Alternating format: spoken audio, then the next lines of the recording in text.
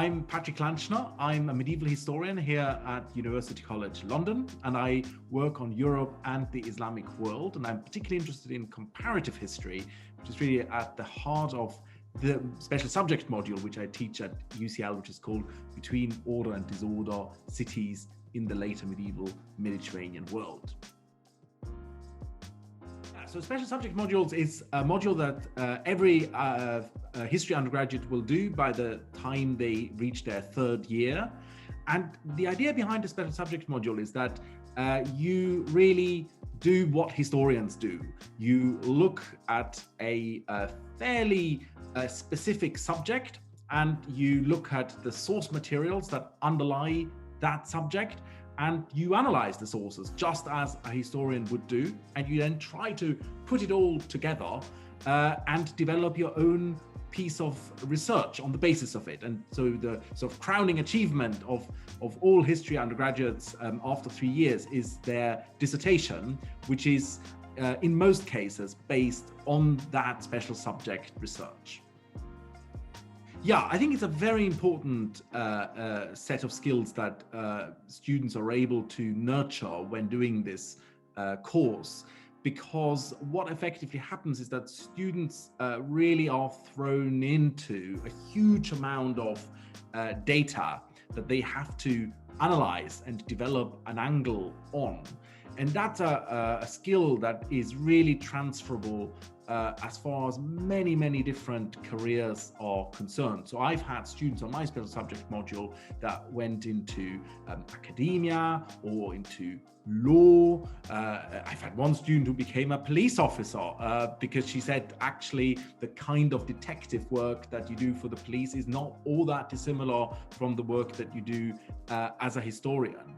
So I think this is a module which really allows you to think about how to process a large amount of information that can often be quite confusing actually, and then to develop your own ideas on the basis of that information. My special subject module studies European and Islamic cities in the later medieval Mediterranean world. So cities like Cairo, Damascus, Florence or Venice, but also Constantinople and Barcelona. And what we're trying to do in this module is really two things. First of all, we want to question how different European and Islamic cities actually were. As one of the sort of big narratives of world history really is that European cities were different from cities in the rest of the world, and that this often explains peculiarly European historical trajectories. But what we want to do in this module is to ask whether that is actually right. And if we look at the Mediterranean world, for example, we actually can find similarities between European and Islamic cities as well. So that's one thing we want to do. The other thing we want to do in this module is to think about what cities actually are. Cities are often used in sort of big narratives of history to think about their role in the growth of states or economic growth and cultural developments, but there is also a somewhat more sinister side to cities, a side that is perhaps sits less comfortably with that very progressive, optimistic view of things, because cities often saw high levels of conflict and revolt. There were lots of social groups that were marginalized in cities, and there were religious divisions that could lead to outbreaks of violence. And so one of the things we want to do on this module is to understand how this disorder sort of sits with the other kinds of developments that cities are more well known for, and to explore the underlyings of political, social, and religious systems that lie at the heart of these cities. And we look at a whole range of sources to do so. We look at governmental records, we look at chronicles, we look at literature and political theory, but we also look at the material remains from these cities, architecture and paintings. And so we look at a whole range of different things, and really cities can be used as a prism to explore lots of different themes. And there have always been it's always been something there for everybody in the time that I've been teaching this subject. And I think that's what made it a very rewarding subject to teach for me, because students can just specialize into lots of different corners, as it were, within that overall framework.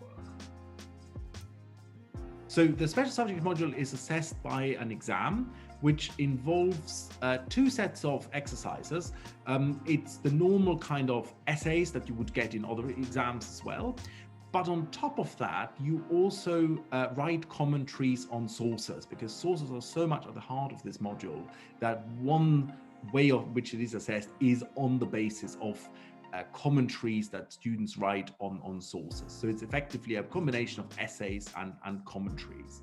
And effectively, the way the dissertation works is that students work on the different sources of the special subject throughout the year, and alongside they specialize on a particular topic, which can or cannot be closely related to what we do. I've had everything. Students sometimes work on topics that are perhaps a little bit more removed from what we do in the classroom, but generally alongside this work on the sources, they will then develop their dissertation topic in close cooperation with me. Hi, I'm Nicholas. I'm a final year historian. I'm Sam. I'm in my third year. I'm Caitlin. I'm a PhD student at UCL now, but I did my undergraduate at UCL as well. There's quite a lot of reasons, but the primary one is I'm really interested in the medieval Mediterranean.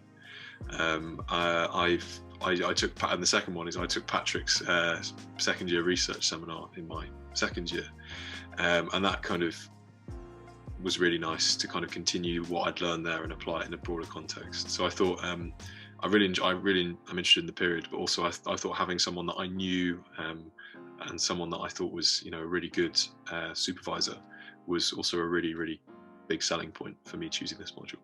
So.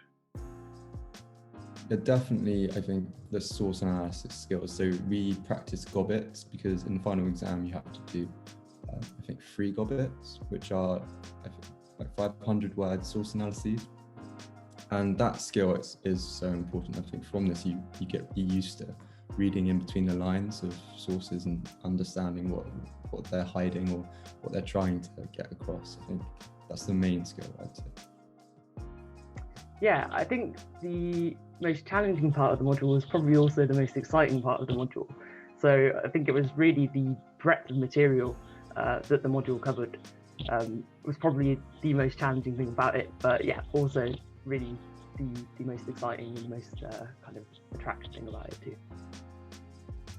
My favorite topic, I mean, for me, I guess the source, but Mamluk Cairo itself, the entire city, I think is just so fascinating. And the reason why I find it so interesting is that there is a lot of research and there's a lot of scholarship on it, yet we still know so little about it, and it's sort of still a bit of a mystery in terms of its spatiality and its political and social structures. And I've studied it for nearly 2 years now, and I'm still interested. So definitely Cairo, I think. Yeah. So my dissertation looked at popular burial practices in late medieval Cairo and Florence. So looking at kind of the spaces of burial, so cemeteries, and also the attitudes of different elements of society to funerary practices. It's actually something that I've continued to research. So it's I'm still researching cemeteries and burial practices in late medieval cities for my PhD as well. Well, I'd probably say read as early as you can. That's my experience. I haven't read as much as I would have liked to read. I'm at the point now where I'm like, I'm going to have to do a little bit, a couple of extra days here and there to just make sure I'm 100% on all my research being sort of bomb-proof. And that's kind of what I would suggest. The earlier you start reading, everything falls from there. Everything's kind of simpler and easier, and it kind of, start early, and then you really do yourself a service later on.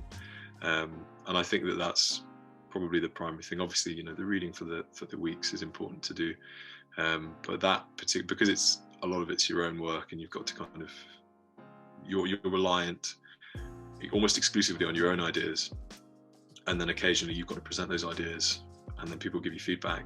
If the quality of your ideas aren't good going in, then it's going to be a challenge to actually receive meaningful feedback, and that's something that is really important. Like, compared to, say, a seminar where you may have a discussion, and even if you've missed 1 or 2 readings, you can kind of get the general gist of what you've missed. When it's your own work and your own research, if you miss that, then there's no one else that's going to give you the gist, if that makes sense. So I would 100% say, read early and read as much as you can, even though it's sometimes not quite what you want to be doing on a Friday afternoon or whatever it may be.